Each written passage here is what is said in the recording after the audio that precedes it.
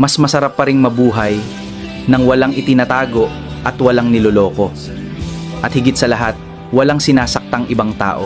Dahil ang taong marunong maging tapat ay makakatulog ng mahimbing sa gabi. Wala siyang kakatakutan na baka may lumabas na katotohanan o may taong dumating upang singilin siya sa sakit na kanyang nagawa. Ang malinis na konsensya ay isang kayamanang hindi kayang bilhin ng kahit gaano karaming pera.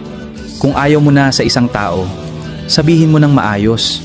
Kung hindi mo na kaya na panindigan ng isang relasyon, maging tapat ka.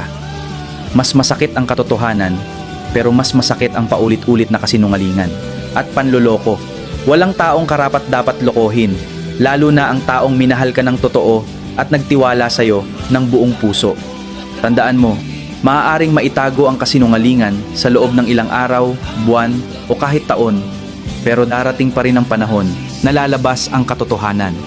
At kapag dumating ang araw na yon, hindi lang tiwala ang mawawala, kundi pati ang respeto at pagmamahal ng mga taong minsang naniwala sa'yo.